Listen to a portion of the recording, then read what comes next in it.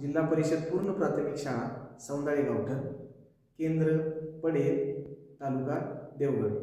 आज आपण बुद्धिमत्ता चाचणी या विषयांमधील समसंबंध, गटाशी जुळणारे पद, सांकेतिक भाषा, दिनदर्शिका व कूट प्रश्न या घटकांवर माहिती घेणार आहोत.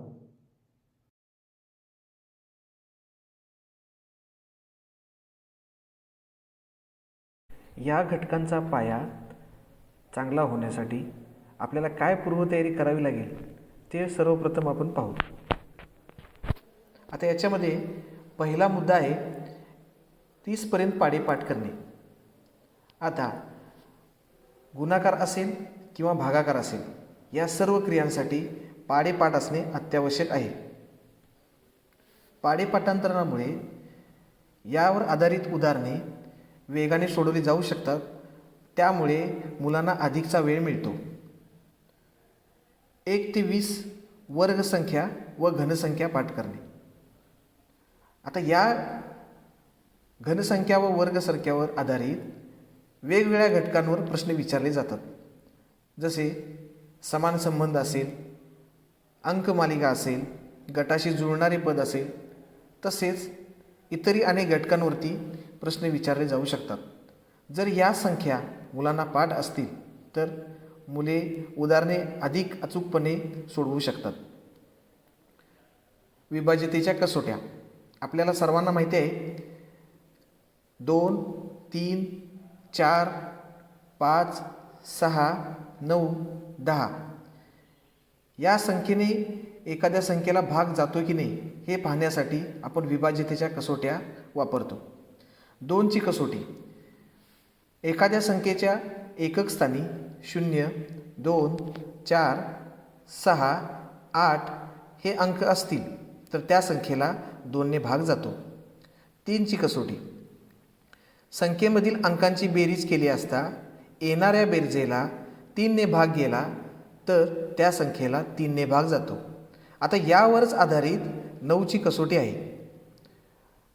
दिलेल्या संख्येच्या अंकांची बेरीज केली असता येणाऱ्या बेरजेला 9ने भाग गेला तर त्या संख्येला 9ने भाग जातो. 4ची कसोटी दशक स्थानचा अंक व एकक स्थानचा अंक यांनी तयार होणारी संख्या या संख्येला जर 4ने भाग गेला तर पूर्ण संख्येला 4ने भाग जातो. 5ची कसोटी संख्येच्या एकक स्थानी 0 व 5 हे अंक असतील तर त्या संख्येला 5ने भाग जातो. अशीच कसोटी 10ची आहे. संख्येच्या एकक स्थानी 0 हा अंक असेल तर त्या पूर्ण संख्येला 10ने भाग जातो. 6ची कसोटी जर त्या संख्येला 2 व 3 या दोन्ही संख्यांनी भाग गेला तर त्या पूर्ण संख्येला 6ने भाग जातो. अशीच कसोटी 12 आणि 15 या दोन संख्यांची आहे. आता 12 या संख्येने एखाद्या संख्येला भाग जातो की नाही हे आपण कसं पाहू शकतो. तर त्या संख्येला 3 आणि 4 या दोन्ही संख्यांनी जर भाग गेला तर त्या संख्येला 12 या संख्येने सुद्धा भाग जातो. 15ची कसोटी एखाद्या संख्येला 3 आणि 5 या दोन्ही संख्यांनी जर भाग गेला तर त्या संख्येला 15ने सुद्धा भाग जातो. तर विभाज्यतेच्या कसोट्या जर आपल्याला अतिशय उत्तमरित्या जर अवगत असतील तर आपण ही उदाहरणे वेगाने सोडवू शकतो. वेगवेगळ्या अंकमालिका, गाळलेले पद शोधणे किंवा इतरही अनेक घटक आहेत याच्यामध्ये आपल्याला याचा उपयोग होऊ शकतो. पुढचा आहे वेगवान गणिती क्रिया. इयत्ता पहिलीपासून मुलांना बेरीज, वजाबाकी व पुढे गेल्यानंतर गुणाकार, भागाकार या क्रिया आपण आलेल्या पाहतो. आता या क्रिया करत असताना काही मुलं खूप वेगाने करतात. आपण याचा अनुभव घेतला असेल. काही मुलांना थोडा वेळ लागतो व काही मुलांना खूपच वेळ लागतो. मग याच्यामुळे काय होतं, गणित आणि बुद्धिमत्तेला वेळेमध्ये प्रश्न सोडवणे बंधनकारक आहे. जर आपल्या गणिती क्रिया वेगवान झाल्या, वेगाने जर आपण केल्या तर आपण कमी वेळेमध्ये अधिक उदाहरणे सोडवू शकतो. बरीचशी मुलं वेळेअभावी उदाहरणे तशीच सोडून देतात आणि जे हातचे मार्क असतात ते परीक्षेमध्ये निघून जातात. म्हणून बेरीज, वजाबाकी, गुणाकार आणि भागाकार या उदाहरणावरील जास्तीत जास्त सराव आपण मुलांना दिला पाहिजे, जेणेकरून स्कॉलरशिप परीक्षेतील जी उदाहरणे असतील ती त्यांची वेगवान होतील. पुढे आहे मराठी व इंग्रजी वर्णमाला क्रमपाठांतर. आता याच्यामध्ये समान संबंध असेल, सांकेतिक भाषा असेल किंवा इतरही काही आणि घटक आहेत. याच्यामध्ये आपल्याला मराठी मुळाक्षरे व इंग्रजी वर्णमाला यातील अक्षरे व त्यांचा क्रमांक हा पाठ असणे फार गरजेचे आहे. हे आपण परीक्षेमध्ये वहीवरती सोडून कच्चे काम पण करू शकतो, पण याच्यामध्ये वेळ जाऊ शकतो आणि पुढील आपल्या गणितासाठी वेळ आपल्याला कमी मिळतो. हे जर अगोदर आपल्याला पाठ असतील तर आपला वेळ वाचून आपण नक्कीच अधिक उदाहरणे सोडवू शकतो. अवांतर वाचन. आता याच्यामध्ये गोष्टी आहेत, मुलांना एखादा लेख देणे आहे किंवा इतरही काही जी आपल्या मुलांच्या ज्ञानामध्ये भर टाकू शकतील अशी पुस्तके आपल्याला मिळू शकतील. आता यांचा उपयोग आपण मुलांची शब्दसंपत्ती वाढवण्यासाठी करून घेऊ शकतो. पुढे आहे सामान्य ज्ञान. बुद्धिमत्ता विषयांमध्ये काही घटकांवरती सध्याच्या चालू घडामोडी यावर आधारित पण प्रश्न विचारले जाऊ शकतात. म्हणून आपल्या मुलांना आपण नेहमी प्रगतवत अपडेट ठेवलं पाहिजे. याचा फायदा आपल्याला नक्कीच अशी उदाहरणं सोडवण्यासाठी होऊ शकतो. आणि सर्वात महत्त्वाचा घटक आहे एकाग्रता. बुद्धिमत्ता चाचणी आपल्या बुद्धीची एकाग्रता तपासत असते, म्हणून मुलांना एकाग्र करणे फार गरजेचे आहे. आता आपण आपल्या मुख्य घटकांकडे जाऊ. पहिला घटक आहे समसंबंध किंवा समान संबंध. त्याचबरोबर आपण गटाशी जुळणारे पद हा सुद्धा घटक पाहणार आहोत. आता याच्यामध्ये 3 उपघटक आहेत. याच्यामध्ये संख्या आहे, शब्दसंपत्ती आहे आणि आकृती आहेत. यापैकी आपला पहिला जो आहे तो आहे संख्या. आता संख्या या प्रकारामध्ये समसंबंध खालील प्रकारे असू शकतो. ह्याच्यामध्ये वर्गसंबंध असू शकतो, घनसंबंध असू शकतो, संख्येची पट विचारली जाऊ शकते. त्याचबरोबर बेरीज, वजाबाकी, गुणाकार, भागाकार या क्रियासुद्धा असू शकतात. आता समान संबंधामधील संख्या या प्रकारातील आपण एक उदाहरण पाहू. खालील प्रश्नात पहिल्या पदाचा दुसऱ्या पदाशी जो संबंध आहे अगदी तसाच संबंध तिसऱ्या पदाचा चौथ्या पदाशी आहे. हा संबंध ओळखून प्रश्नचिन्हाच्या जागी काय येईल ते पर्यायातून अचूक सांगा. आता आपण उदाहरण पाहू शकतो. 4चा जो संबंध आहे 1शी, तोच संबंध 16शी कोणत्या संख्येशी आहे हे दिलेल्या पर्यायामधून आपल्याला पाहायचं आहे. तर उदाहरण सोडवत असताना सर्वप्रथम आपण पर्याय पाहून ठेवायचे. आता आपण पर्याय पाहतो. 24, 8, 27 आणि 36. आता 4 याचं जे स्पष्टीकरण आहे, 4 ही वर्गसंख्या आहे 2 या संख्येची आणि तिचा जो 1शी संबंध आहे 2 या संख्येच्या अगोदरची संख्या आहे 1. 1 या संख्येचा घन 1च आहे, म्हणून यांचा जो संबंध आहे 2चा वर्ग 4, 2च्या पाठीमागील संख्या 1, यांचा घन 1च. आता 16 ही 4 या संख्येची वर्गसंख्या आहे. 4च्या पाठीमागील संख्या आहे 3, मग या 3चा घन आहे 27. म्हणजे आपला पर्याय क्रमांक 3 हा 27 बरोबर आहे. आता याच्यामध्ये आपण पाहू शकतो की वर्ग आणि घन, तर याच्यामध्ये बरीचशी अजून उदाहरणं तयार होऊ शकतात. आपल्या शिक्षक बांधवांना याची पूर्ण माहिती आहेच. याच्यामध्ये मग वर्गसंख्या अधिक 1 किंवा वजा 1 किंवा इतर संख्या असू शकतात. वर्गसंख्या अधिक, वर्गसंख्या वजा, त्याचप्रमाणे वर्गसंख्या गुणिले कोणतीही संख्या, वर्गसंख्या भागिले कोणतीही संख्या, असा समान संबंध असू शकतो. आता गटाशी जुळणारे पद ह्याच्यामधील संख्या या प्रकारातील आपण एक उदाहरण पाहणार आहोत. खालील गटाशी जुळणारी संख्या दिलेल्या पर्यायातून निवडा. आता आपल्यासमोर पर्याय आहेत, त्याच्यापूर्वी आपण संख्या पाहू. 24, 192, 40 आणि या 3 संख्यांशी जुळणारी खालील 4 पर्यायामधील चौथी आपल्याला संख्या शोधायची आहे. पर्याय आपले आहेत 106, 18, 52, 74.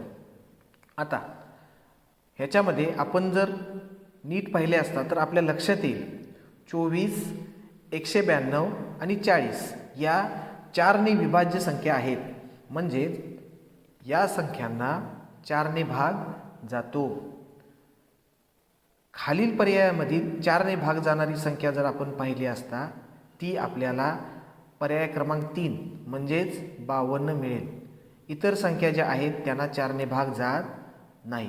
म्हणजेच या उदाहरण प्रकारामध्ये आपण विभाज्यतेची कसोटी कशी वापरलेली आहे ते पाहू शकतो. तर इथे सुद्धा वर्गसंख्या, घनसंख्या, संख्येची पट किंवा इतरही प्रकारचे आपण संख्या प्रकारामध्ये उदाहरणं पाहू शकतो. आपला पुढचा उपघटक आहे शब्दसंपत्ती. आता शब्दसंपत्ती या उपघटकामध्ये कोणत्या प्रकारचे समान संबंध व गटाशी जुळणारे पद उदाहरणे विचारली जाऊ शकतात ते आपण सर्वप्रथम पाहू. ह्याच्यामध्ये समानार्थी शब्दावरती विचारले जाऊ शकतात, विरुद्धार्थी शब्द, समूहदर्शक शब्द, मराठी महिने व सण, भौगोलिक संकल्पना, प्राणी व पिल्ले, विविध व्यवसाय. यासाठी या सर्व प्रकारांची मुलांची तयारी असणे फार गरजेचे आहे. याच्यामुळे ही उदाहरणे आपण अधिक अचूक रीतीने सोडवू शकतो. यावर आधारित आपण उदाहरणे पाहू. खालील प्रश्नात पहिल्या पदाचा दुसऱ्या पदाशी जो संबंध आहे अगदी तसाच संबंध तिसऱ्या पदाचा चौथ्या पदाशी आहे. हा संबंध ओळखून प्रश्नचिन्हाच्या जागी काय येईल ते पर्यायातून अचूक सांगा. आकाश, इंद्रधनुष्य, वाळवंट, प्रश्नचिन्ह. म्हणजेच आकाशाचा इंद्रधनुष्याची जो संबंध आहे तसाच संबंध वाळवंटाचा खालील पर्यायामधील कोणाशी आहे ते आपल्याला शोधायचं आहे. आता आपण पाहू शकतो पर्याय दिलेले आहेत, त्यामध्ये उंट, वाळू, मृगजळ, निवडुंग. आता चारही पर्याय हे वाळवंटामध्ये आढळणाऱ्या वस्तू आहेत हे आपल्याला सर्वांना माहिती आहे. पण जसं आकाशामध्ये पक्षी असतात, आकाशात ढग असतात, सूर्य आहे, चंद्र आहे, इतरही अनेक बाबी आहेत. पण इंद्रधनुष्य ही बाब अशी आहे की ती आभासी आहे, म्हणजे ती भौतिक नाही आहे, आभासी आहे. मग वाळवंटातील या ज्या वस्तू आहेत, गोष्टी आहेत, उंट, वाळू, निवडुंग, यासुद्धा भौतिक आहेत, या आभासी नाहीत. यापैकी तिसरा जो पर्याय मृगजळ आहे तो आभासी आहे, म्हणून याचं उत्तर बरोबर आहे पर्याय क्रमांक 3 मृगजळ. आता यामध्ये आपण गटाशी जुळणारे पद याचे एक उदाहरण पाहू. दिलेल्या शब्द गटाशी जुळणाऱ्या पदाचा योग्य पर्याय निवडा. आता आपल्यासमोर बघा वांगी, कोबी, दोडका या भाज्या दिलेल्या आहेत व या भाज्यांशी जुळणारी चौथी भाजी पर्यायामधून आपल्याला शोधायची आहे. आता पर्यायामध्ये आपण पाहू शकतो पालक, मिरची, मेथी आणि कोथिंबीर. सुरुवातीला वाटतं आपल्याला चारही भाज्या एकसारख्याच आहेत, पण याच्यामध्ये फरक आहे. पालक भाजी ही पालक, मेथी, कोथिंबीर या पालेभाज्या आहेत.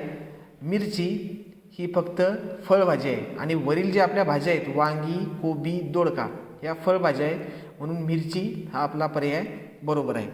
आपला पुढील घटक आहे सांकेतिक भाषा. आता यामध्ये कोणत्या प्रकारचे उदाहरण असतात ते आपण सर्वप्रथम पाहू. शब्दातील अक्षरांसाठी अंक किंवा चिन्हांचा वापर केला जातो. शब्दातील अक्षरांचा क्रम बदलला जातो. विविध आकारांचा वापर केला जातो. विशिष्ट क्रमाने शब्द किंवा शब्दातील अक्षरे उलटसुलट करतात. म्हणजे आपल्या लक्षात आलं असेल जे आपले मराठी अक्षर आहेत, मराठी वर्णमाला आहे किंवा इंग्रजी वर्णमाला आहे, यांचे अक्षरांचे क्रमांक याप्रमाणे ते चिन्ह किंवा नंबर यांचा वापर केला जातो. सांकेतिक भाषा यामधील इंग्रजी अक्षरे व अंक यांचा वापर करून उदाहरण कसे सोडवलेले आहेत ते आपण सर्वप्रथम बघू. एका सांकेतिक लिपीत इंग्रजी अक्षराऐवजी अंकाचा वापर केला आहे, मात्र अंकांचा क्रम शब्दातील अक्षराप्रमाणे असेलच असे नाही. हे लक्षात घेऊन खालील प्रश्न सोडवा. आता आपल्यासमोर 3-3 अक्षरांचे व 3-3 अंकांचे गट दिलेले आहेत. आता सर्वप्रथम आपण पहिला गट बघू. 10. यांना क्रमांक आहे 732, टॉप 463, बेड 582. तर जसं याच्यामध्ये नमूद केलेलं आहे की अक्षरांच्या क्रमाने अंक असतीलच असे नाही. म्हणजे आपण पहिल्या याच्यामध्ये पाहतो की 10ला 732 नंबर दिलेला आहे. याचा अर्थ असा होत नाही की टी म्हणजे 7, ई म्हणजे 3 व एन म्हणजे 2. तर आपल्याला हे उदाहरण एका वेगळ्या पद्धतीने सोडवावं लागेल. यासाठी आपण सर्वप्रथम या प्रत्येक अक्षराचा नेमका कोणता अंक आहे ते पाहू. आता आपण बघा, सर्वप्रथम 10 आणि टॉप हे दोन अंक व अक्षरे हे आपण सर्वप्रथम बघू. आता याच्यामध्ये 10 732 व टॉप 463 आपल्याला दिसतंच आहे. मग या दोन पर्यायामध्ये समान अक्षरे व समान अंक कोणते आहेत ते आपल्याला पाहायचं आहे. मग आपल्या लक्षात येतं की दोन्ही याच्यामध्ये टी हे समान अक्षर आहे आणि अंक 3 हा एकमेव अंक समान आहे. याचा अर्थ टी म्हणजे 3, म्हणजे टी या अक्षराचा अंक आहे 3. आता आपण पुढे बघू, दुसरं शब्द बघू, दुसरं अक्षर इंग्रजी, त्याचे आपण अंक शोधू. 10 आणि बेड. आता हे दोन पर्याय आपण पाहू. 10 म्हणजे 732, बेड म्हणजे 582. आता दोन्हीमध्ये टी आपण पाहिलेलं आहे. आता आपण ई अक्षराची किंमत शोधू. ई अक्षरासाठी आता दोन्ही याच्यामध्ये समान अंक कोणता आहे तो आपण पाहू. आपल्या लक्षात येतं की दोन्ही याच्यामध्ये 2 हा अंक समान आहे, म्हणजेच फक्त 2च आहे. याचा अर्थ ई म्हणजेच ई या अक्षरासाठी 2 या अंकाचा वापर केला आहे. आता 10मध्ये आपल्याला टी म्हणजे समजलं 3, ई म्हणजे समजलं 2 व एन म्हणजे उरलेलं शेवटचं 7, म्हणजे बरोबर आपल्याला एनची सुद्धा किंमत समजून गेली.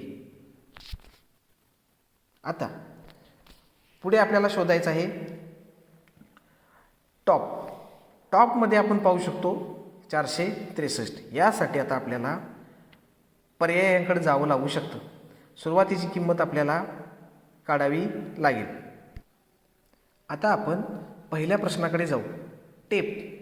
आता टीची किंमत समजली, ईची किंमत आपल्याला समजली 3 आणि 2 आहे. आता पीची किंमत आपल्याला काढायची आहे, पण ती आपल्याला वरील पर्यायामधून लक्षात येत नाही. मग अशा वेळी आपण दिलेले 4 पर्याय शोधायचे व त्याच्यामध्ये कुठे फक्त 3 आणि 2 फक्त हे 2 अंक आहेत का हे आपल्याला पाहायचं आहे. जसं आपण पाहू शकतो पर्याय क्रमांक 3मध्ये 3 आणि 2 अंक हे आपल्याला दिसत आहेत आणि फक्त ते पर्याय क्रमांक 3मध्येच एकत्र आहेत, इतर कुठे एकत्र नाही आहेत. याचा अर्थ पर्याय क्रमांक 3 आपला बरोबर आहे आणि इथेच आपल्याला पीची किंमतसुद्धा मिळून जाईल. म्हणजेच पीची किंमत आहे 4, म्हणजे पी या अक्षरासाठी अंक वापरलेला आहे 4. मग आता बघा, टॉपची किंमत आपल्याला माहिती आहे 463, म्हणजे टॉप या अक्षरांसाठी 463 हे अंक वापरलेले आहेत. मग टीची किंमत, टीचा अंक 3 आहे आपल्याला माहिती आहे. पीचा अंक आता आपल्याला समजलेला आहे, तो म्हणजे 4 आहे. मग आता ओचा अंक राहिलेला म्हणजेच 6 असणार आहे. म्हणजेच इथे आपल्याला ओ पण आता अंक, ओचा असणारा अंकसुद्धा आता आपल्याला मिळालेला आहे. आता आपण 2 नंबरचा प्रश्न पाहू. OND या अक्षरांसाठी कोणते अंक वापरलेले आहेत. आता इथं ओचा आपण आताच अंक शोधलेला आहे, तो आहे आपला 6. एनचा आहे 7.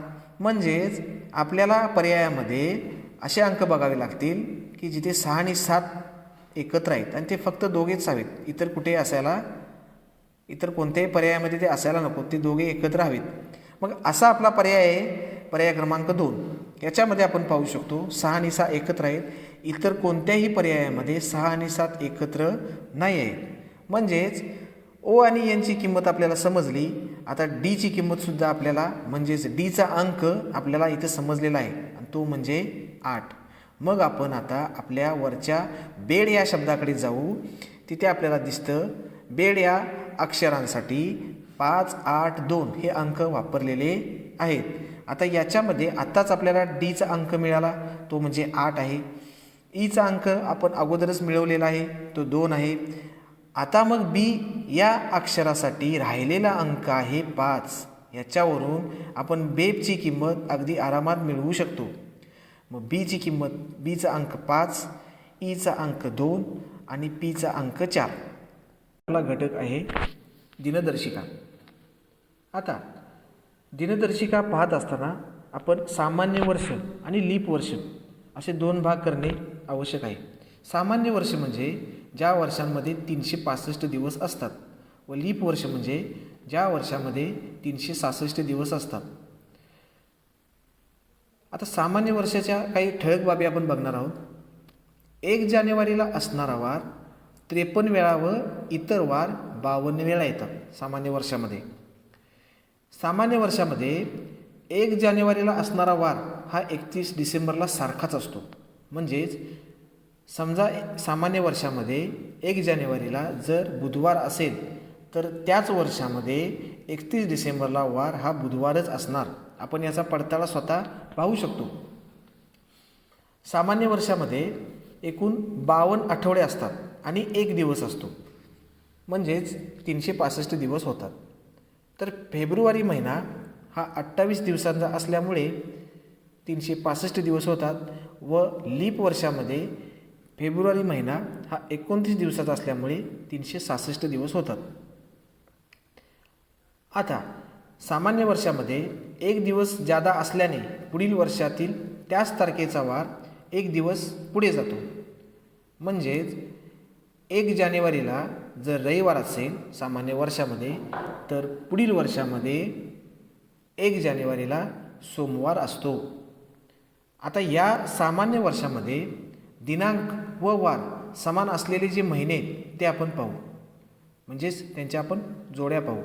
आता जानेवारी आणि ऑक्टोंबर या 2 महिन्यामध्ये दिनांक आणि वार हे दोन्ही सारखेच असतात. म्हणजेच 5 जानेवारीला जर शनिवार असेल तर 5 ऑक्टोंबरला सुद्धा शनिवार असतो.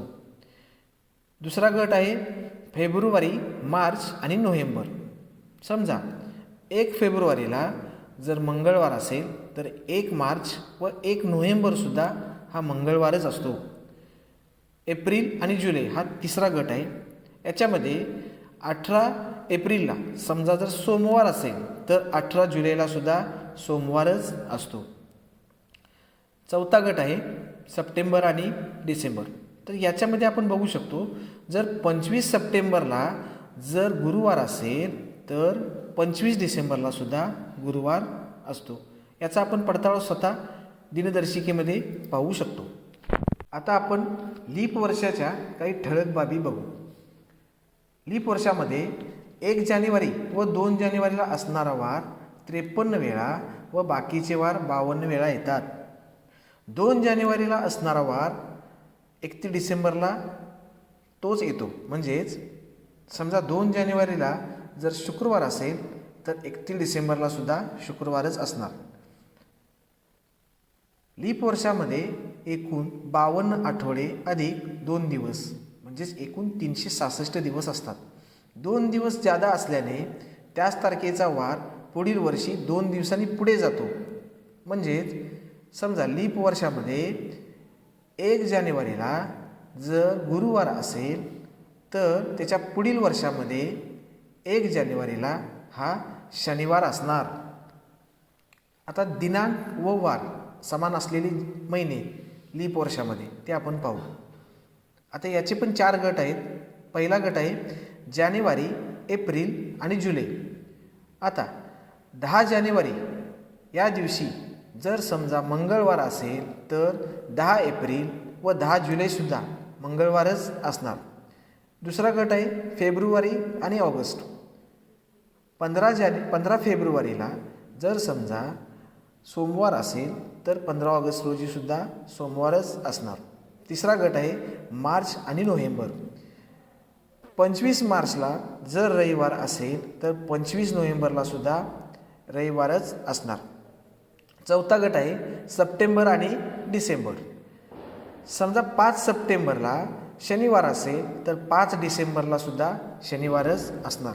आता ह्या सर्व लीप वर्षातील जे आपले समान वार आणि दिनांक असलेले जे गट आहेत महिन्यांचे याचा आपण स्वतः पडताळा पाहू शकतो. मुलांनासुद्धा आपण स्वतः पडताळा पाहण्यासाठी प्रवृत्त करू शकतो. तर दिनदर्शिका या घटकावर आधारित आपण काही उदाहरणे पाहू. पहिला आहे 25 डिसेंबर 1992 रोजी शुक्रवार होता, तर 10 मे 1992 रोजी कोणता वार होता. आता आपण पाहू शकतो 1992 सालामधला हा प्रश्न आहे दिनदर्शिकेतील. तर याच्यामध्ये 25 डिसेंबर 1992 रोजी शुक्रवार होता, तर त्याच वर्षामध्ये 10 मे 1992 रोजी कोणता वार होता हा प्रश्न विचारलेला आहे. यासाठी आपल्याला सर्वप्रथम डिसेंबरपासून मे महिन्यापर्यंत दिवस काढावे लागतील. मग डिसेंबरचे 25 दिवस, नोव्हेंबर 30 दिवस, ऑक्टोबर 31, सप्टेंबर 30, ऑगस्ट 31, जुलै 31, जून 30 आणि मेचे 21 दिवस असे मिळून एकूण दिवस होतात 229. मग या 229 दिवसांना आपण आठवड्याने म्हणजेच 7 दिवसाने भागू.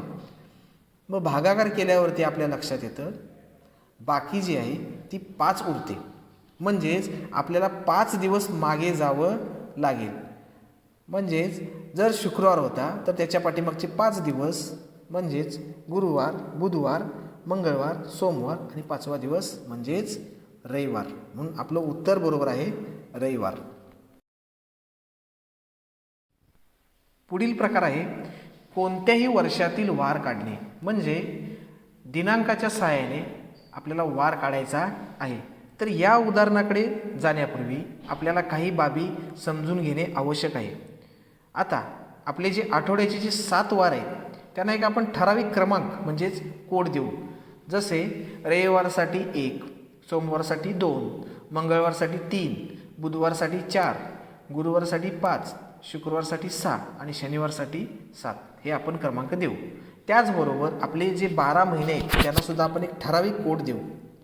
जानेवारी 1, फेब्रुवारी 4, मार्च 4, एप्रिल 0, मे 2, जून 5, जुलै 0, ऑगस्ट 3, सप्टेंबर 6, ऑक्टोबर 1, नोव्हेंबर 4 आणि डिसेंबर 6. आता वार काढण्यासाठीची सूत्र काय आहे बघा. वार बरोबर दिनांक म्हणजे ज्या दिनांकाचा वार विचारले आहे तो दिनांक अधिक वर्ष म्हणजे जे वर्ष विचारलेले आहे त्याचे शेवटचे 2 अंक अधिक वर्ष छेद 4 जे वर्ष विचारले आहे त्याचे शेवटचे 2 अंक छेद 4 अधिक त्या महिन्याचा कोड जे आपण वरती नमूद केले आहेत भागिले 7. 15 ऑगस्ट 1947ला कोणता वार होता. आता ह्यासाठी आपल्याला वार काढण्याचे सूत्र वापरावे लागेल.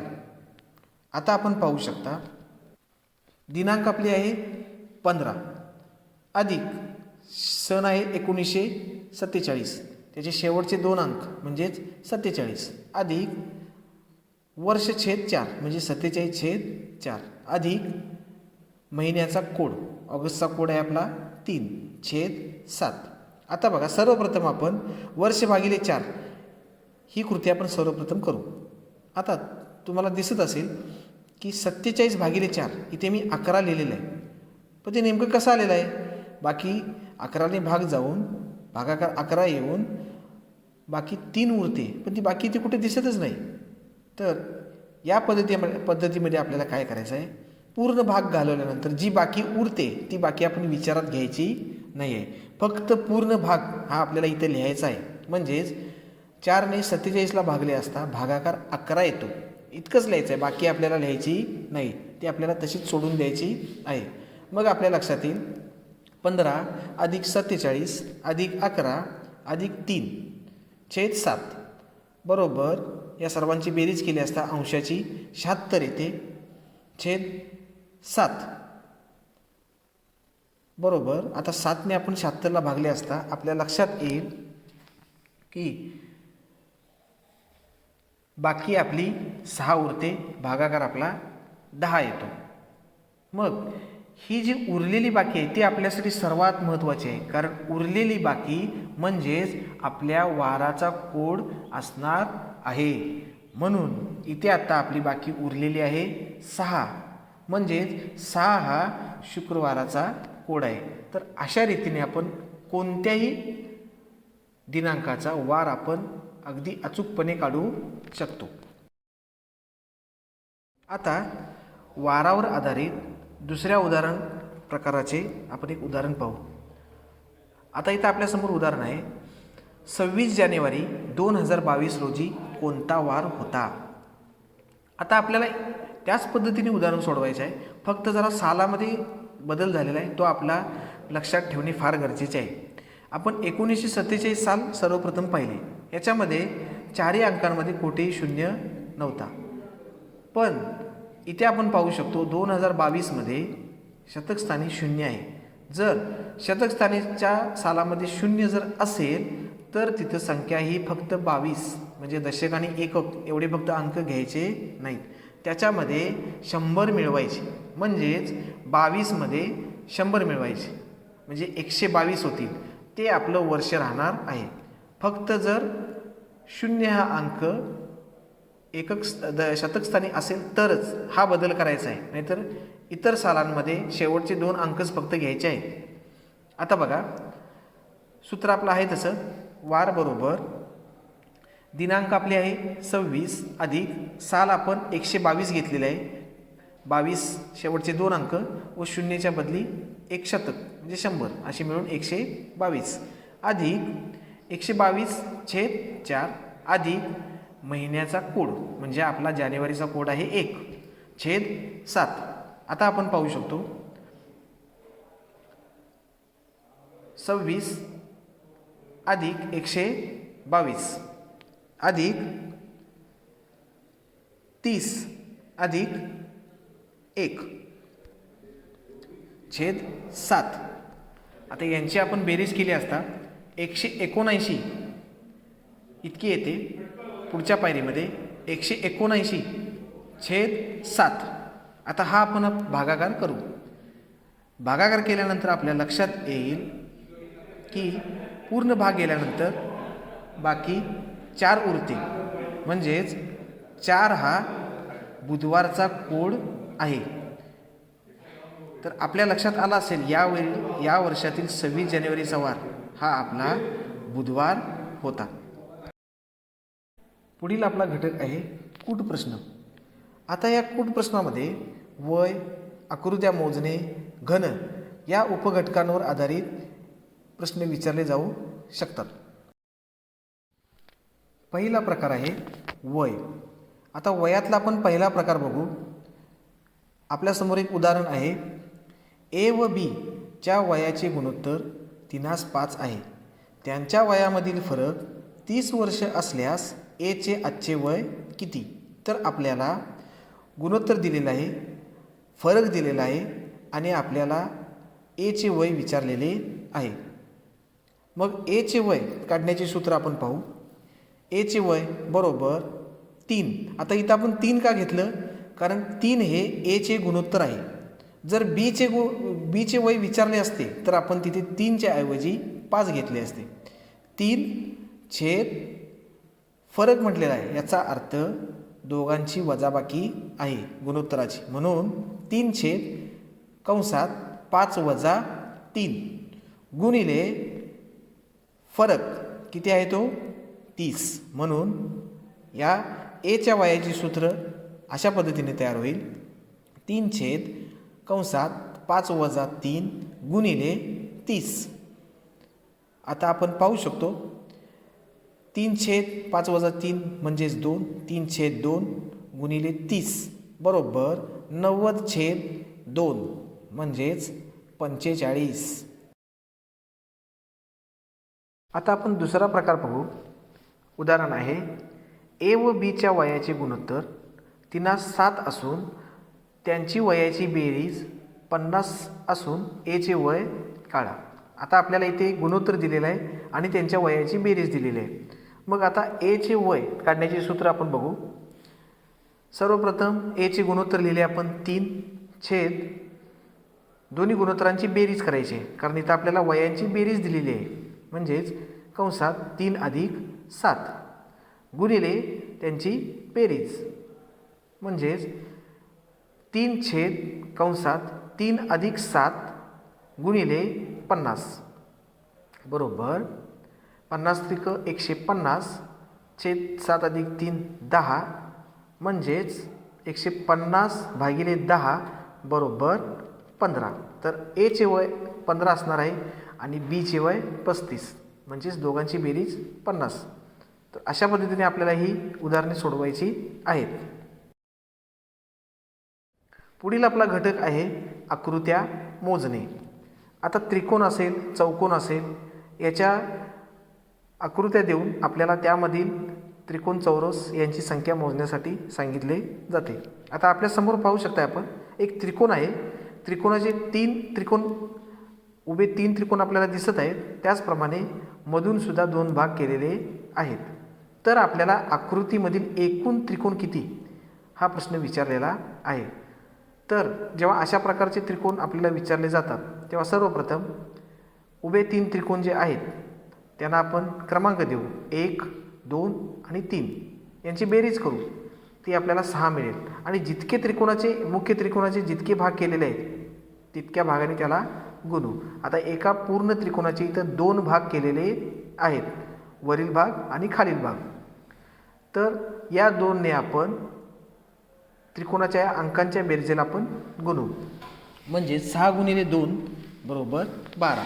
तर या आकृतीमध्ये एकूण 12 त्रिकोण आहेत. जर असे 2 भाग समजा केले नसते आणि या मुख्य त्रिकोणाचे फक्त 1, 2 आणि 3 हे जर भाग फक्त आपल्याला दिसले असते तर बेरीज 6 आली असती, म्हणजे एकूण त्रिकोण 7 आले असते. पण आडवे आणि उभे असे भाग केल्यामुळे आपल्याला या पद्धतीने हे सोडवावं लागेल.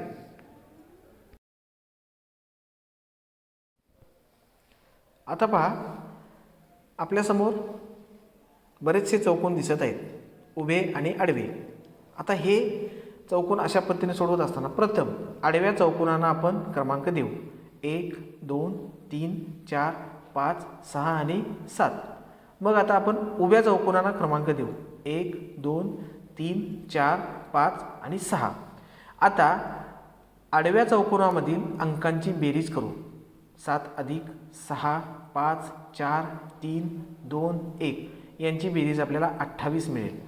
उभ्या चौकोनांची बेरीज 6, 5, 4, 3, 2 आणि 1 यांची बेरीज आपल्याला 21 मिळेल. तर या 2 आडव्या आणि उभ्या चौकोनांची बेरीज केल्यानंतर त्याच्यामधून 1 वजा करू, म्हणजेच 28 अधिक 21 49 वजा 1 म्हणजेच 48. तर अशा प्रकारचे जर चौकोन आपल्याला विचारले तर आपलं उत्तर या पद्धतीने आपल्याला सोडवावं लागेल. पुढील आपला घटक आहे घन. याच्यामधला पहिला उपघटक आहे कापून तयार होणारे घन. उदाहरण, एक घन 5 वेळा समान अंतरावर सर्व बाजूने कापला तर किती घन तयार होतील. आता याचं सूत्र आहे एकूण घन बरोबर कंसात काप अधिक 1 कंसाचा घन. म्हणजेच इथे आपल्याला 5 वेळा काप सर्व बाजूने कापाला सांगितलेले आहेत. म्हणजेच काप आपले झाले 5 अधिक 1 म्हणजेच 6 झाले आणि 6चा घन म्हणजेच 216. तर आपलं उत्तर येईल 216.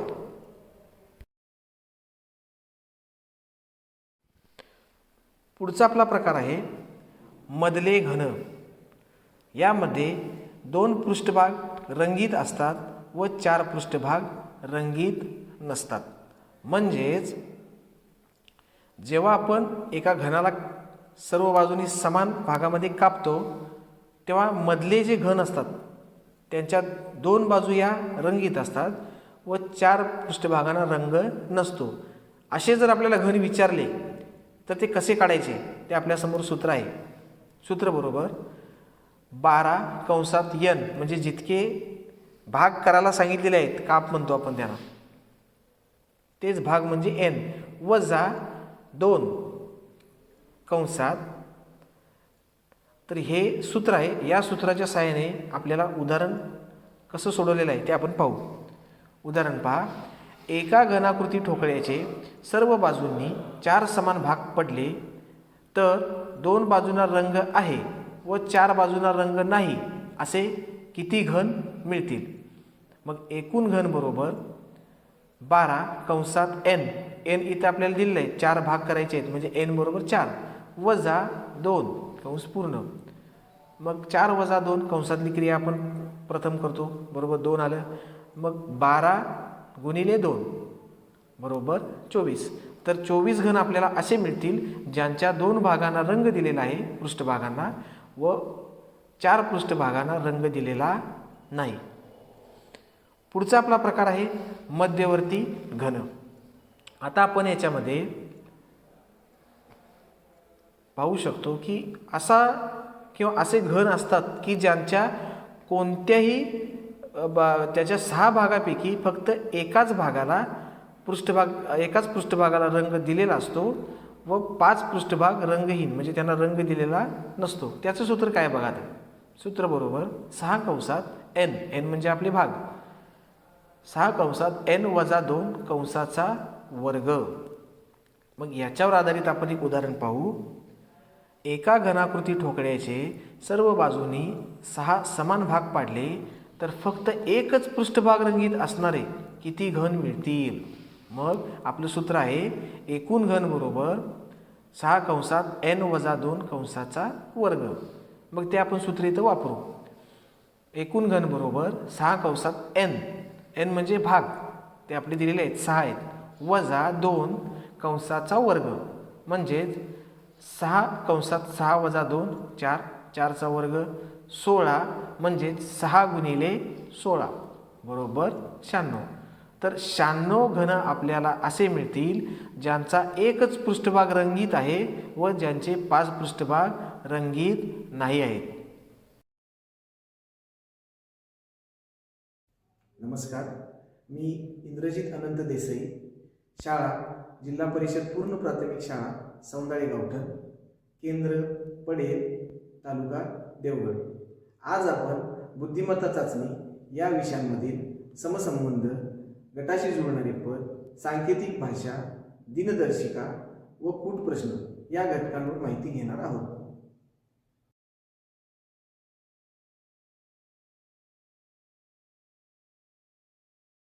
या घटकांचा पाया चांगला होण्यासाठी आपल्याला काय पूर्वतयारी करावी लागेल ते सर्वप्रथम आपण पाहू. आता याच्यामध्ये पहिला मुद्दा आहे 30 पर्यंत पाढे पाठ करणे. आता गुणाकार असेल किंवा भागाकार असेल या सर्व क्रियांसाठी पाढे पाठ असणे अत्यावश्यक आहे.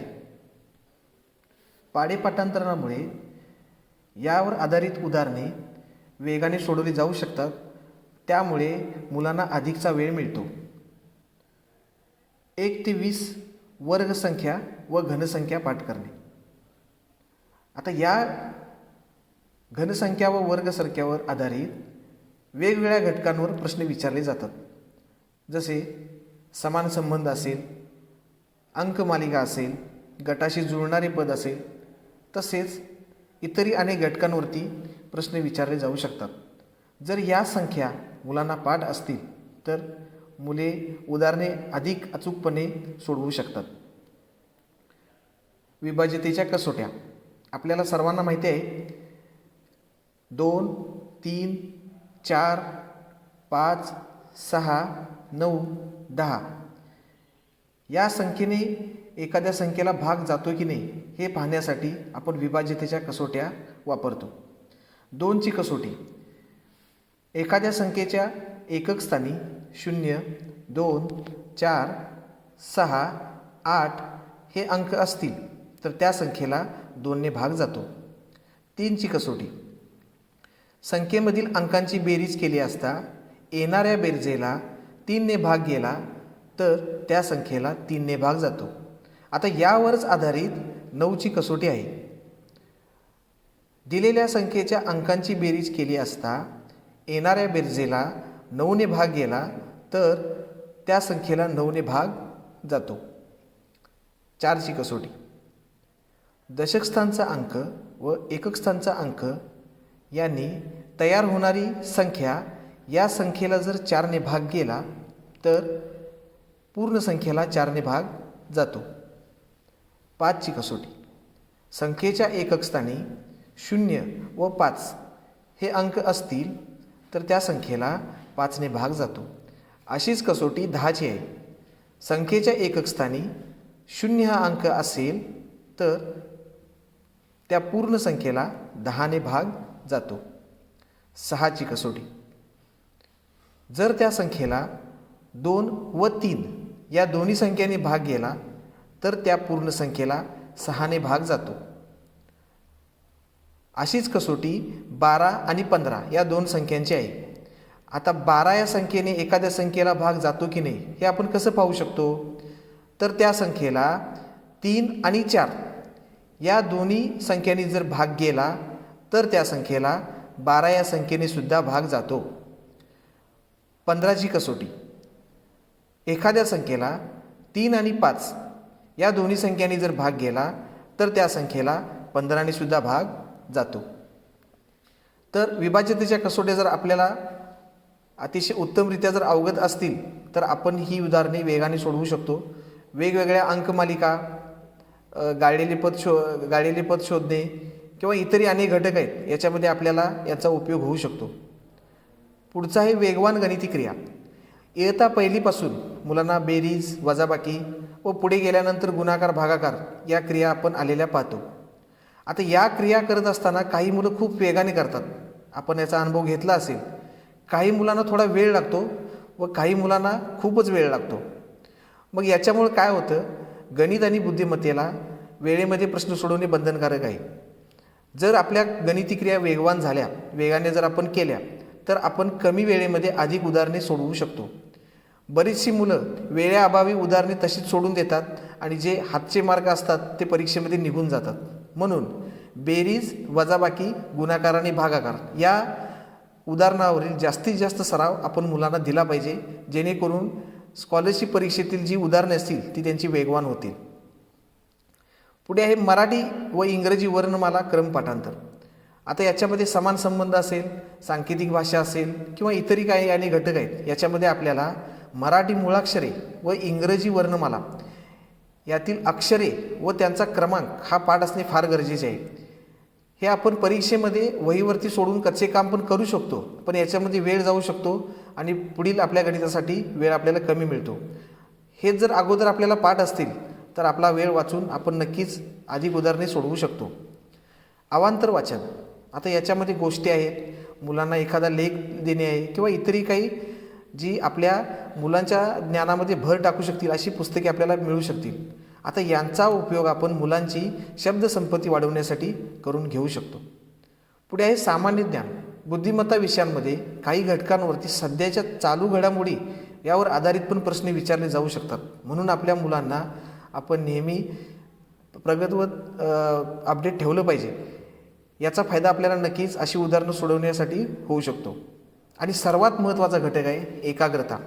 बुद्धिमत्ता चाचणी आपल्या बुद्धीची एकाग्रता तपासत असते, म्हणून मुलांना एकाग्र करणे फार गरजेचे आहे. आता आपण आपल्या मुख्य घटकांकडे जाऊ. पहिला घटक आहे समसंबंध किंवा समान संबंध. त्याचबरोबर आपण गटाशी जुळणारे पद हा सुद्धा घटक पाहणार आहोत. आता याच्यामध्ये 3 उपघटक आहेत. याच्यामध्ये संख्या आहे, शब्दसंपत्ती आहे आणि आकृती आहेत. यापैकी आपला पहिला जो आहे तो आहे संख्या. आता संख्या या प्रकारामध्ये समसंबंध खालील प्रकारे असू शकतो. ह्याच्यामध्ये वर्गसंबंध असू शकतो, घनसंबंध असू शकतो, संख्येची पट विचारली जाऊ शकते. त्याचबरोबर बेरीज, वजाबाकी, गुणाकार, भागाकार या क्रियासुद्धा असू शकतात. आता समान संबंधामधील संख्या या प्रकारातील आपण एक उदाहरण पाहू. खालील प्रश्नात पहिल्या पदाचा दुसऱ्या पदाशी जो संबंध आहे अगदी तसाच संबंध तिसऱ्या पदाचा चौथ्या पदाशी आहे. हा संबंध ओळखून प्रश्नचिन्हाच्या जागी काय येईल ते पर्यायातून अचूक सांगा. आता आपण उदाहरण पाहू शकतो.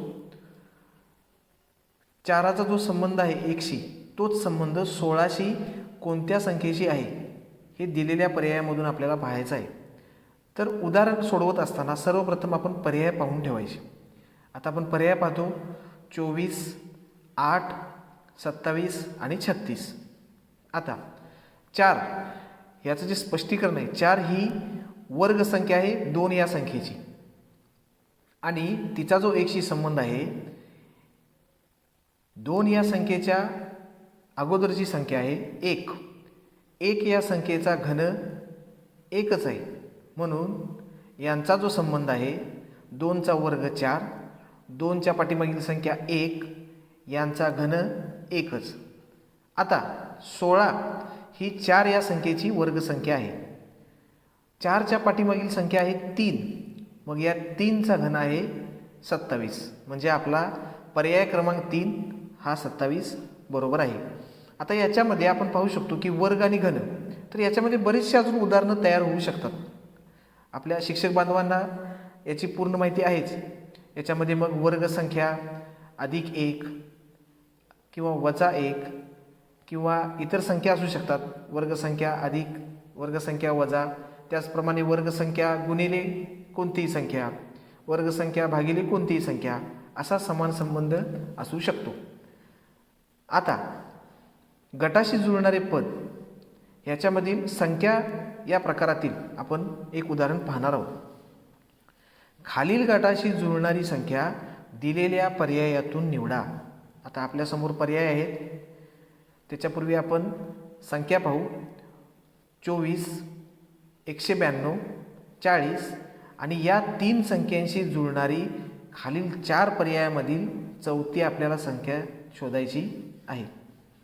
पर्याय आपले आहेत 106, 18, 52, 74. आता ह्याच्यामध्ये आपण जर नीट पाहिले असता तर आपल्या लक्षात येईल 24, 192 आणि 40 या 4ने विभाज्य संख्या आहेत. म्हणजेच या संख्यांना 4ने भाग जातो. खालील पर्यायामधील 4ने भाग जाणारी संख्या जर आपण पाहिली असता ती आपल्याला पर्याय क्रमांक 3 म्हणजेच 52 मिळेल. इतर संख्या ज्या आहेत त्यांना 4ने भाग जात नाही. म्हणजेच या उदाहरण प्रकारामध्ये आपण विभाज्यतेची कसोटी कशी वापरलेली आहे ते पाहू शकतो. तर इथे सुद्धा वर्गसंख्या, घनसंख्या, संख्येची पट किंवा इतरही प्रकारचे आपण संख्या प्रकारामध्ये उदाहरणं पाहू शकतो. आपला पुढचा उपघटक आहे शब्दसंपत्ती. आता शब्दसंपत्ती या उपघटकामध्ये कोणत्या प्रकारचे समान संबंध व गटाशी जुळणारे पद उदाहरणे विचारली जाऊ शकतात ते आपण सर्वप्रथम पाहू. ह्याच्यामध्ये समानार्थी शब्दावरती विचारले जाऊ शकतात, विरुद्धार्थी शब्द, समूहदर्शक शब्द, मराठी महिने व सण, भौगोलिक संकल्पना, प्राणी व पिल्ले, विविध व्यावसायिक. यासाठी या सर्व प्रकारांची मुलांची तयारी असणे फार गरजेचे आहे. याच्यामुळे ही उदाहरणे आपण अधिक अचूक रीतीने सोडवू शकतो. यावर आधारित आपण उदाहरणे पाहू. खालील प्रश्नात पहिल्या पदाचा दुसऱ्या पदाशी जो संबंध आहे अगदी तसाच संबंध तिसऱ्या पदाचा चौथ्या पदाशी आहे. हा संबंध ओळखून प्रश्नचिन्हाच्या जागी काय येईल ते पर्यायातून अचूक सांगा. आकाश, इंद्रधनुष्य, वाळवंट, प्रश्नचिन्ह. म्हणजेच आकाशाचा इंद्रधनुष्याची जो संबंध आहे तसाच संबंध वाळवंटाचा खालील पर्यायामधील कोणाशी आहे ते आपल्याला शोधायचं आहे. आता आपण पाहू शकतो पर्याय दिलेले आहेत, त्यामध्ये उंट, वाळू, मृगजळ, निवडुंग. आता चारही पर्याय हे वाळवंटामध्ये आढळणाऱ्या वस्तू आहेत हे आपल्याला सर्वांना माहिती आहे. पण जसं आकाशामध्ये पक्षी असतात, आकाशात ढग असतात, सूर्य आहे, चंद्र आहे, इतरही अनेक बाबी आहेत. पण इंद्रधनुष्य ही बाब अशी आहे की ती आभासी आहे, म्हणजे ती भौतिक नाही आहे, आभासी आहे. मग वाळवंटातील या ज्या वस्तू आहेत, गोष्टी आहेत, उंट, वाळू, निवडुंग, यासुद्धा भौतिक आहेत, या आभासी नाही आहेत. यापैकी तिसरा जो पर्याय मृगजळ आहे तो आभासी आहे, म्हणून याचं उत्तर बरोबर आहे पर्याय क्रमांक 3 मृगजळ. आता यामध्ये आपण गटाशी जुळणारे पद याचे एक उदाहरण पाहू. दिलेल्या शब्द गटाशी जुळणाऱ्या पदाचा योग्य पर्याय निवडा. आता आपल्यासमोर बघा, वांगी, कोबी, दोडका या भाज्या दिलेल्या आहेत व ह्या भाज्यांशी जुळणारी चौथी भाजी पर्यायामधून आपल्याला शोधायची आहे. आता पर्यायामध्ये आपण पाहू शकतो पालक, मिरची, मेथी आणि कोथिंबीर. सुरुवातीला वाटतं आपल्याला चारही भाज्या एकसारख्याच आहेत, पण याच्यामध्ये फरक आहे. पालक भाजी ही पालक, मेथी, कोथिंबीर या पालेभाज्या आहेत. मिरची ही फक्त फळभाजी आहे आणि वरील ज्या आपल्या भाज्या आहेत वांगी, कोबी, दोडका या फळभाज्या आहेत, म्हणून मिरची हा आपला पर्याय बरोबर आहे. आपला पुढील घटक आहे सांकेतिक भाषा. आता यामध्ये कोणत्या प्रकारची उदाहरणं असतात ते आपण सर्वप्रथम पाहू. शब्दातील अक्षरांसाठी अंक किंवा चिन्हांचा वापर केला जातो. शब्दातील अक्षरांचा क्रम बदलला जातो. विविध आकारांचा वापर केला जातो. विशिष्ट क्रमाने शब्द किंवा शब्दातील अक्षरे उलटसुलट करतात. म्हणजे आपल्या लक्षात आलं असेल जे आपले मराठी अक्षर आहेत, मराठी वर्णमाला आहे किंवा इंग्रजी वर्णमाला आहे, यांचे अक्षरांचे क्रमांक याप्रमाणे ते चिन्ह किंवा नंबर यांचा वापर केला जातो. सांकेतिक भाषा यामधील इंग्रजी अक्षरे व अंक यांचा वापर करून उदाहरण कसे सोडवलेले आहेत ते आपण सर्वप्रथम बघू. एका सांकेतिक लिपीत इंग्रजी अक्षराऐवजी अंकाचा वापर केला आहे, मात्र अंकांचा क्रम शब्दातील अक्षराप्रमाणे असेलच असे नाही. हे लक्षात घेऊन खालील प्रश्न सोडवा. आता आपल्यासमोर 3-3 अक्षरांचे व 3-3 अंकांचे गट दिलेले आहेत. आता सर्वप्रथम आपण पहिला गट बघू. 10 यांना क्रमांक आहे 732. टॉप 463. बेड 582. तर जसं याच्यामध्ये नमूद केलेलं आहे की अक्षरांच्या क्रमाने अंक असतीलच असे नाही. म्हणजे आपण पहिल्या याच्यामध्ये पाहतो की 10ला 732 नंबर दिलेला आहे. याचा अर्थ असा होत नाही की टी म्हणजे 7, ई म्हणजे 3 व एन म्हणजे 2. तर आपल्याला हे उदाहरण एका वेगळ्या पद्धतीने सोडवावं लागेल. यासाठी आपण सर्वप्रथम या प्रत्येक अक्षराचा नेमका कोणता अंक आहे ते पाहू. आता आपण बघा, सर्वप्रथम 10 आणि टॉप हे 2 अंक व अक्षरे हे आपण सर्वप्रथम बघू. आता याच्यामध्ये 10 732 व टॉप 463 आपल्याला दिसतंच आहे. मग या 2 पर्यायामध्ये समान अक्षरे व समान अंक कोणते आहेत ते आपल्याला पाहायचं आहे. मग आपल्या लक्षात येतं की दोन्ही याच्यामध्ये टी हे समान अक्षर आहे आणि अंक 3 हा एकमेव अंक समान आहे. याचा अर्थ टी म्हणजे 3, म्हणजे टी या अक्षराचा अंक आहे 3. आता आपण पुढे बघू, दुसरं शब्द बघू, दुसरं अक्षर इंग्रजी, त्याचे आपण अंक शोधू. 10 आणि बेड. आता हे 2 पर्याय आपण पाहू. 10 म्हणजे 732, बेड म्हणजे 582. आता दोन्हीमध्ये टी आपण पाहिलेलं आहे. आता आपण ई अक्षराची किंमत शोधू. ई अक्षरासाठी आता दोन्ही याच्यामध्ये समान अंक कोणता आहे तो आपण पाहू.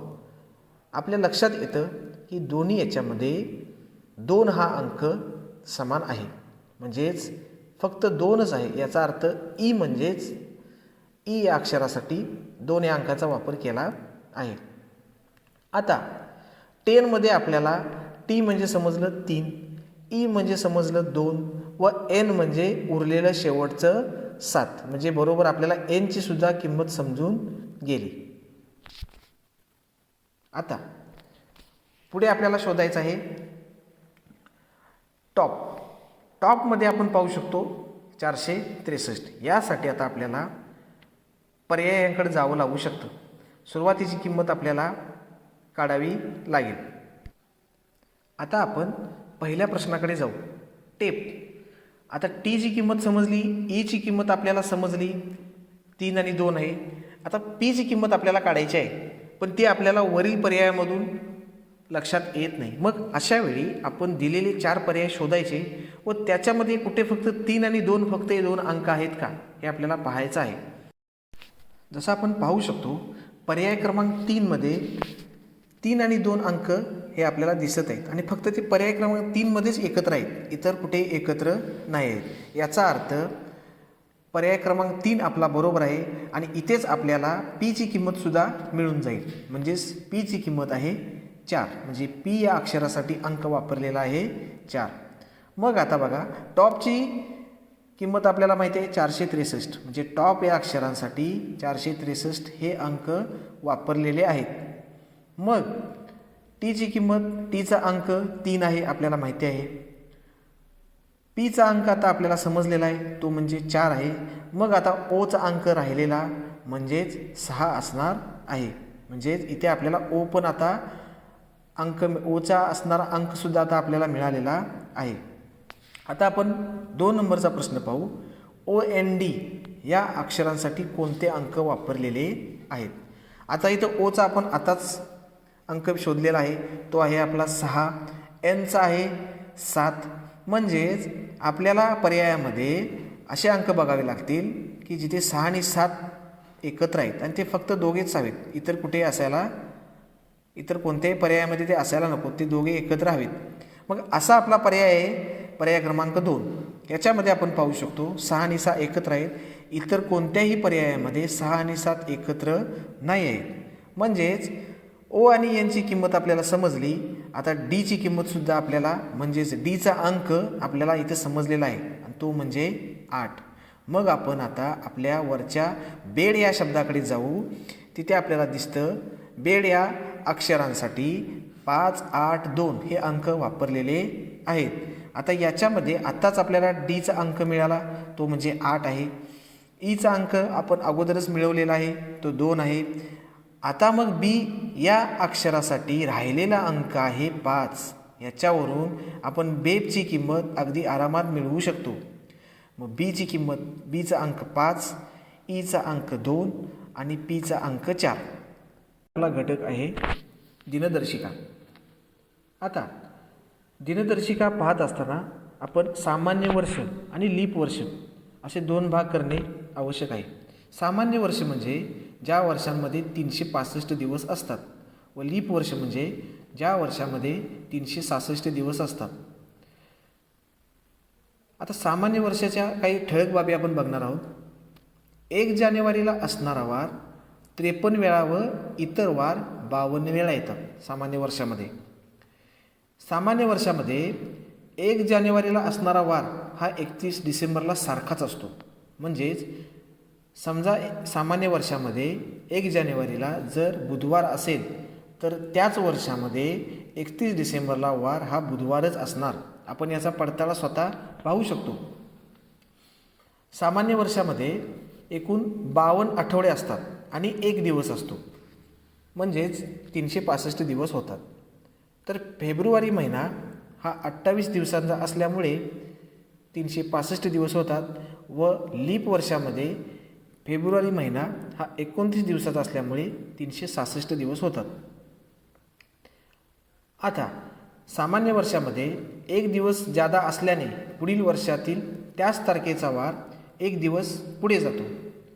म्हणजेच 1 जानेवारीला जर रविवार असेल सामान्य वर्षामध्ये तर पुढील वर्षामध्ये 1 जानेवारीला सोमवार असतो. आता या सामान्य वर्षामध्ये दिनांक व वार समान असलेले जे महिने ते आपण पाहू, म्हणजेच त्यांच्या आपण जोड्या पाहू. आता जानेवारी आणि ऑक्टोंबर या 2 महिन्यामध्ये दिनांक आणि वार हे दोन्ही सारखेच असतात. म्हणजेच 5 जानेवारीला जर शनिवार असेल तर 5 ऑक्टोंबरला सुद्धा शनिवार असतो. दुसरा गट आहे फेब्रुवारी, मार्च आणि नोव्हेंबर. समजा 1 फेब्रुवारीला जर मंगळवार असेल तर 1 मार्च व 1 नोव्हेंबरसुद्धा हा मंगळवारच असतो. एप्रिल आणि जुलै हा तिसरा गट आहे.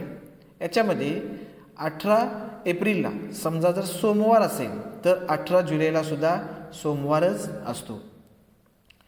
चौथा गट आहे सप्टेंबर आणि डिसेंबर. तर याच्यामध्ये आपण बघू शकतो जर 25 सप्टेंबरला जर गुरुवार असेल तर 25 डिसेंबरला सुद्धा गुरुवार असतो. याचा आपण पडताळा स्वतः दिनदर्शिकेमध्ये पाहू शकतो. आता आपण लीप वर्षाच्या काही ठळक बाबी बघू. लीप वर्षामध्ये 1 जानेवारी व 2 जानेवारीला असणारा वार 53 वेळा व बाकीचे वार 52 वेळा येतात. 2 जानेवारीला असणारा वार 31 डिसेंबरला तोच येतो. म्हणजेच समजा 2 जानेवारीला जर शुक्रवार असेल तर 31 डिसेंबरला सुद्धा शुक्रवारच असणार. लीप वर्षामध्ये एकूण 52 आठवडे अधिक 2 दिवस म्हणजेच एकूण 366 दिवस असतात. 2 दिवस जादा असल्याने त्याच तारखेचा वार पुढील वर्षी 2 दिवसांनी पुढे जातो. म्हणजेच समजा लीप वर्षामध्ये 1 जानेवारीला जर गुरुवार असेल तर त्याच्या पुढील वर्षामध्ये 1 जानेवारीला हा शनिवार असणार. आता दिनांक व वार समान असलेले महिने लीप वर्षामध्ये ते आपण पाहू. आता याचे पण 4 गट आहेत. पहिला गट आहे जानेवारी, एप्रिल आणि जुलै. आता 10 जानेवारी या दिवशी जर समजा मंगळवार असेल तर 10 एप्रिल व 10 जुलैसुद्धा मंगळवारच असणार. दुसरा गट आहे फेब्रुवारी आणि ऑगस्ट. 15 फेब्रुवारीला जर समजा सोमवार असेल तर 15 ऑगस्ट रोजीसुद्धा सोमवारच असणार. तिसरा गट आहे मार्च आणि नोव्हेंबर. 25 मार्चला जर रविवार असेल तर 25 नोव्हेंबरला सुद्धा रविवारच असणार. चौथा गट आहे सप्टेंबर आणि डिसेंबर. समजा 5 सप्टेंबरला शनिवार असेल तर 5 डिसेंबरला सुद्धा शनिवारच असणार. आता ह्या सर्व लीप वर्षातील जे आपले समान वार आणि दिनांक असलेले जे गट आहेत महिन्यांचे याचा आपण स्वतः पडताळा पाहू शकतो. मुलांना सुद्धा आपण स्वतः पडताळा पाहण्यासाठी प्रवृत्त करू शकतो. तर दिनदर्शिका या घटकावर आधारित आपण काही उदाहरणे पाहू. पहिला आहे 25 डिसेंबर 1992 रोजी शुक्रवार होता. तर 10 मे 1992 रोजी कोणता वार होता? आता आपण पाहू शकतो 1992 सालामधला हा प्रश्न आहे दिनदर्शिकेतील. तर याच्यामध्ये 25 डिसेंबर 1992 रोजी शुक्रवार होता. तर त्याच वर्षामध्ये 10 मे 1992 रोजी कोणता वार होता हा प्रश्न विचारलेला आहे. यासाठी आपल्याला सर्वप्रथम डिसेंबरपासून मे महिन्यापर्यंत दिवस काढावे लागतील. मग डिसेंबरचे 25 दिवस, नोव्हेंबर 30 दिवस, ऑक्टोबर 31, सप्टेंबर 30, ऑगस्ट 31, जुलै 31, जून 30 आणि मेचे 21 दिवस असे मिळून एकूण दिवस होतात 229. मग या 229 दिवसांना आपण आठवड्याने म्हणजेच 7 दिवसाने भागू. मग भागाकार केल्यावरती आपल्या लक्षात येतं बाकी जी आहे ती 5 उरते. म्हणजेच आपल्याला 5 दिवस मागे जावं लागेल. म्हणजेच जर शुक्रवार होता तर त्याच्या पाठीमागचे 5 दिवस म्हणजेच गुरुवार, बुधवार, मंगळवार, सोमवार आणि 5वा दिवस म्हणजेच रविवार. म्हणून आपलं उत्तर बरोबर आहे रविवार. पुढील प्रकार आहे कोणत्याही वर्षातील वार काढणे. म्हणजे दिनांकाच्या सहाय्याने आपल्याला वार काढायचा आहे. तर या उदाहरणाकडे जाण्यापूर्वी आपल्याला काही बाबी समजून घेणे आवश्यक आहे. आता आपले जे आठवड्याचे जे 7 वार आहेत त्यांना एक आपण ठराविक क्रमांक म्हणजेच कोड देऊ. जसे रविवारसाठी 1, सोमवारसाठी 2, मंगळवारसाठी 3, बुधवारसाठी 4, गुरुवारसाठी 5, शुक्रवारसाठी 6 आणि शनिवारसाठी 7 हे आपण क्रमांक देऊ. त्याचबरोबर आपले जे 12 महिने आहेत त्यांनासुद्धा आपण एक ठराविक कोड देऊ. जानेवारी 1, फेब्रुवारी 4, मार्च 4, एप्रिल 0, मे 2, जून 5, जुलै 0, ऑगस्ट 3, सप्टेंबर 6, ऑक्टोबर 1, नोव्हेंबर 4 आणि डिसेंबर 6. आता वार काढण्यासाठीची सूत्र काय आहे बघा. वार बरोबर दिनांक म्हणजे ज्या दिनांकाचा वार विचारले आहे तो दिनांक अधिक वर्ष म्हणजे जे वर्ष विचारलेले आहे त्याचे शेवटचे 2 अंक अधिक वर्ष छेद 4 जे वर्ष विचारले आहे त्याचे शेवटचे 2 अंक छेद 4 अधिक त्या महिन्याचा कोड जे आपण वरती नमूद केले आहेत भागिले 7. आता वारावर आधारित दुसऱ्या उदाहरण प्रकाराचे आपण एक उदाहरण पाहू. आता इथं आपल्यासमोर उदाहरण आहे. 26 जानेवारी 2022 रोजी कोणता वार होता. आता आपल्याला त्याच पद्धतीने उदाहरण सोडवायचं आहे, फक्त जरा सालामध्ये बदल झालेला आहे, तो आपला लक्षात ठेवणे फार गरजेचे आहे. आपण 1947 साल सर्वप्रथम पाहिले. याच्यामध्ये चारही अंकांमध्ये कोठेही शून्य नव्हता. पण इथे आपण पाहू शकतो 2022मध्ये शतकस्थानी शून्य आहे. जर शतकस्थानीच्या सालामध्ये शून्य जर असेल तर तिथं संख्या ही फक्त 22 म्हणजे दशक आणि एकक एवढे फक्त अंक घ्यायचे नाहीत. त्याच्यामध्ये 100 मिळवायचे, म्हणजेच 22मध्ये 100 मिळवायचे म्हणजे 122 होतील. ते आपलं वर्ष राहणार आहे. फक्त जर शून्य हा अंक एकक शतकस्थानी असेल तरच हा बदल करायचा आहे, नाहीतर इतर सालांमध्ये शेवटचे 2 अंकच फक्त घ्यायचे आहेत. आता बघा, सूत्र आपलं आहे तसं वार बरोबर दिनांक आपले आहे 26 अधिक साल आपण 122 घेतलेलं आहे. 22 शेवटचे 2 अंक व शून्यच्या बदली 1 शतक म्हणजे 100 असे मिळून 122 अधिक 122/4 अधिक महिन्याचा कोड म्हणजे आपला जानेवारीचा कोड आहे 1/7. आता आपण पाहू शकतो 26 अधिक 122 अधिक 30 अधिक 1/7. आता यांची आपण बेरीज केली असता 179 इतकी येते. पुढच्या पायरीमध्ये 179/7. आता हा आपण भागाकार करू. भागाकार केल्यानंतर आपल्या लक्षात येईल की पूर्ण भाग गेल्यानंतर बाकी 4 उरते, म्हणजेच 4 हा बुधवारचा कोड आहे. तर आपल्या लक्षात आला असेल या वर्षातील 26 जानेवारीचा वार हा आपला बुधवार होता. पुढील आपला घटक आहे कूट प्रश्न. आता या कूट प्रश्नामध्ये वय, आकृत्या मोजणे, घन या उपघटकांवर आधारित प्रश्न विचारले जाऊ शकतात. पहिला प्रकार आहे वय. आता वयातला आपण पहिला प्रकार बघू. आपल्यासमोर एक उदाहरण आहे. ए व बी च्या वयाचे गुणोत्तर 3:5 आहे. त्यांच्या वयामधील फरक 30 वर्ष असल्यास एचे आजचे वय किती.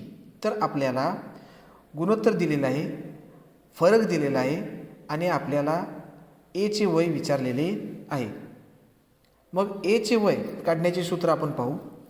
एचे वय बरोबर 3. आता इथं आपण 3 का घेतलं, कारण 3 हे एचे गुणोत्तर आहे. जर बीचे वय विचारले असते तर आपण तिथे 3च्या ऐवजी 5 घेतले असते. 3 फरक म्हटलेला आहे, याचा अर्थ दोघांची वजाबाकी आहे गुणोत्तराची, म्हणून 3/5 गुणिले फरक किती आहे तो 30. म्हणून या एच्या वयाचे सूत्र अशा पद्धतीने तयार होईल. 3/5 गुणिले 30. आता आपण पाहू शकतो 3/5 म्हणजेच 2. 3/2 गुणिले 30 बरोबर 90/2 म्हणजेच 45. पुढील आपला घटक आहे आकृत्या मोजणे. आता त्रिकोण असेल, चौकोन असेल, याच्या आकृत्या देऊन आपल्याला त्यामधील त्रिकोण, चौरस यांची संख्या मोजण्यासाठी सांगितले जाते. आता आपल्यासमोर पाहू शकता आपण एक त्रिकोण आहे. त्रिकोणाचे 3 त्रिकोण उभे 3 त्रिकोण आपल्याला दिसत आहेत. त्याचप्रमाणे मधून सुद्धा 2 भाग केलेले आहेत. तर आपल्याला आकृतीमधील एकूण त्रिकोण किती हा प्रश्न विचारलेला आहे.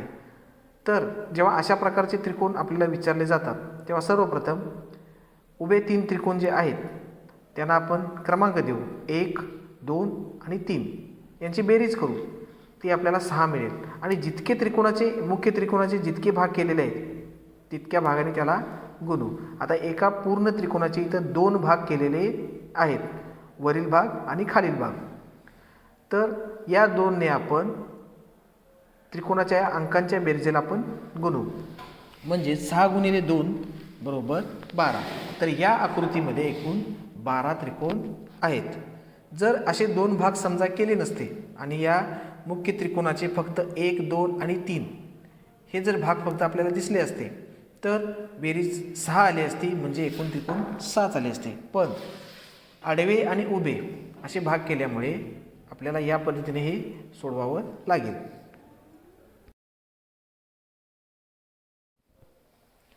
आता पहा, आपल्यासमोर बरेचसे चौकोन दिसत आहेत, उभे आणि आडवे.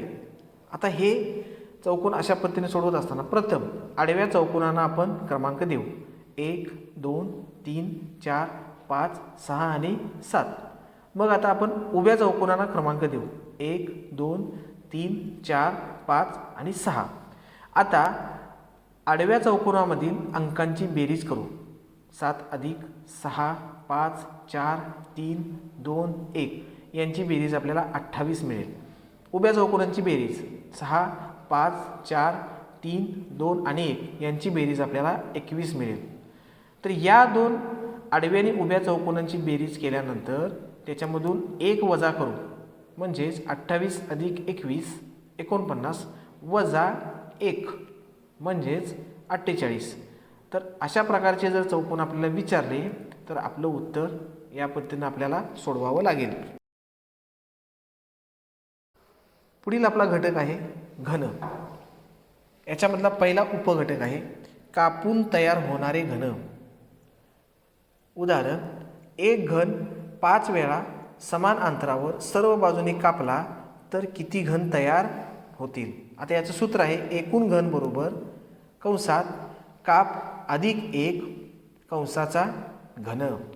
म्हणजेच इथे आपल्याला 5 वेळा काप सर्व बाजूने कापाला सांगितलेले आहेत.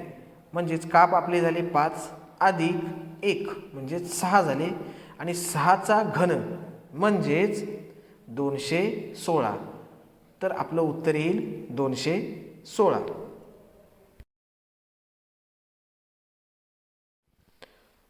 पुढचा आपला प्रकार आहे मधले घन. यामध्ये 2 पृष्ठभाग रंगीत असतात व 4 पृष्ठभाग रंगीत नसतात. म्हणजेच जेव्हा आपण एका घनाला सर्व बाजूनी समान भागामध्ये कापतो तेव्हा मधले जे घन असतात त्यांच्या 2 बाजू या रंगीत असतात व 4 पृष्ठभागांना रंग नसतो. असे जर आपल्याला घन विचारले तर ते कसे काढायचे ते आपल्यासमोर सूत्र आहे. सूत्र बरोबर 12 कंसात n म्हणजे जितके भाग करायला सांगितलेले आहेत, काप म्हणतो आपण त्यांना, तेच भाग म्हणजे n वजा 2 कंसात. तर हे सूत्र आहे. या सूत्राच्या सहाय्याने आपल्याला उदाहरण कसं सोडवलेलं आहे ते आपण पाहू. उदाहरण पहा. एका घनाकृती ठोकळ्याचे सर्व बाजूंनी 4 समान भाग पडले तर 2 बाजूंना रंग आहे व 4 बाजूंना रंग नाही असे किती घन मिळतील. मग एकूण घन बरोबर 12 कंसात n. n इथे आपल्याला दिलेलं आहे, 4 भाग करायचे आहेत म्हणजे n बरोबर 4 वजा 2 कंस पूर्ण. मग 4 वजा 2 कंसातली क्रिया आपण प्रथम करतो, बरोबर 2 आलं. मग 12 गुणिले 2 बरोबर 24. तर 24 घन आपल्याला असे मिळतील ज्यांच्या 2 भागांना रंग दिलेला आहे पृष्ठभागांना व 4 पृष्ठभागांना रंग दिलेला नाही. पुढचा आपला प्रकार आहे मध्यवर्ती घन.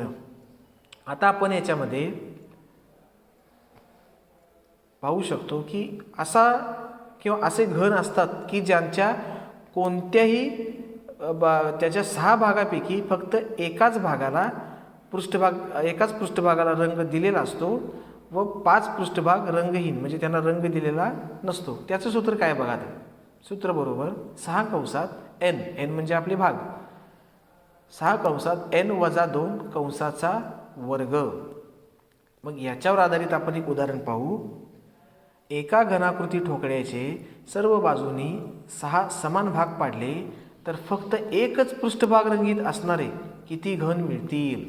मग आपलं सूत्र आहे एकूण घन बरोबर 6(n-2) मग ते आपण सूत्र इथं वापरू. एकूण घन बरोबर 6(n). n म्हणजे भाग, ते आपले दिलेले आहेत 6 आहेत, वजा 2(2) म्हणजेच 6(6 - 2) 4, 4चा वर्ग 16 म्हणजेच 6 × 16 बरोबर 96. तर 96 घन आपल्याला असे मिळतील ज्यांचा एकच पृष्ठभाग रंगीत आहे व ज्यांचे 5 पृष्ठभाग रंगीत नाही आहेत. आपला शेवटचा प्रकार आहे पूर्णतः मध्यभागातील घन. म्हणजे यात घनाला कोणत्याही बाजूने रंग दिलेला नसतो. म्हणजे असे घन असू शकतात की ज्यांचा 6चे6 पृष्ठभाग हे रंगहीन म्हणजे रंग न दिलेले असू शकतात. मग याचं सूत्र कोणतं आहे बघा. याचं सूत्र आहे n. n म्हणजे आपले भाग वजा 2(घन n(n-2) आता याच्यावर आधारित आपण एक उदाहरण पाहू. एका घनाकृती ठोकळ्याचे सर्व बाजूनी 7 समान भाग केले तर एकही पृष्ठभाग रंगीत नसणारे घन किती. आपलं सूत्र आहे एकूण घन बरोबर n(n-2) म्हणजेच एकूण घन बरोबर 7 - 2) म्हणजेच 7 - 2 म्हणजेच 5. 5चा घन बरोबर 125. म्हणजे जर एका घनाचे 7 समान सर्व बाजूनी भाग केले तर त्यामध्ये 125 घन असे असतील की ज्यांचा एकही पृष्ठभाग रंग दिलेला नसेल. 15 ऑगस्ट 1947ला कोणता वार होता. आता ह्यासाठी आपल्याला वार काढण्याचे सूत्र वापरावे लागेल.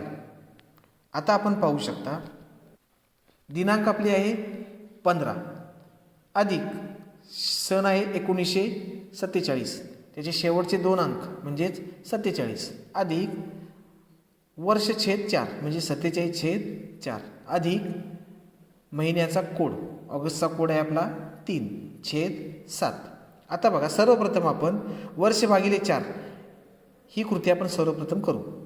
आता तुम्हाला दिसत असेल की 47/4 इथे मी 11 लिहिलेलं आहे, पण ते नेमकं कसं आलेलं आहे. बाकी 11ने भाग जाऊन भागाकार 11 येऊन बाकी 3 उरते, पण ती बाकी इथे कुठे दिसतच नाही. तर या पद्धतीमध्ये आपल्याला काय करायचं आहे, पूर्ण भाग घालवल्यानंतर जी बाकी उरते ती बाकी आपण विचारात घ्यायची नाही आहे. फक्त पूर्ण भाग हा आपल्याला इथे लिहायचा आहे. म्हणजेच 4ने 47ला भागले असता भागाकार 11 येतो, इतकंच लिहायचं आहे. बाकी आपल्याला लिहायची नाही, ती आपल्याला तशीच सोडून द्यायची आहे. मग आपल्या लक्षात येईल 15 अधिक 47 अधिक 11 अधिक 3/7 बरोबर या सर्वांची बेरीज केली असता अंशाची 76 येते (7) बरोबर. आता 7ने आपण 76ला भागले असता आपल्या लक्षात येईल की बाकी आपली 6 उरते, भागाकार आपला 10 येतो.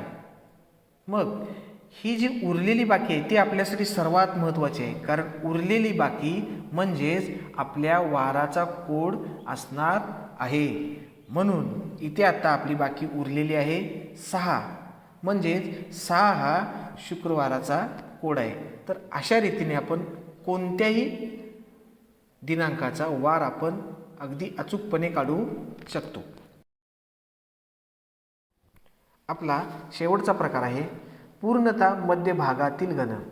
म्हणजे यात घनाला कोणत्याही बाजूने रंग दिलेला नसतो. म्हणजे असे घन असू शकतात की ज्यांचा 6चे6 पृष्ठभाग हे रंगहीन म्हणजे रंग न दिलेले असू शकतात. मग याचं सूत्र कोणतं आहे बघा. याचं सूत्र आहे n. n म्हणजे आपले भाग वजा 2(घन n(n-2) आता याच्यावर आधारित आपण एक उदाहरण पाहू. एका घनाकृती ठोकळ्याचे सर्व बाजूनी 7 समान भाग केले तर एकही पृष्ठभाग रंगीत नसणारे घन किती. आपलं सूत्र आहे एकूण घन बरोबर n कंसात n वजा 2 कंसाचा घन, म्हणजेच एकूण घन बरोबर कंसात 7 वजा 2 कंस पूर्ण कंसाचा घन, म्हणजेच 7 वजा 2 म्हणजेच 5, 5चा घन बरोबर 125. म्हणजे जर एका घनाचे 7 समान सर्व बाजूनी भाग केले तर त्यामध्ये 125 घन असे असतील की ज्यांचा एकही पृष्ठभाग रंग दिलेला नसेल.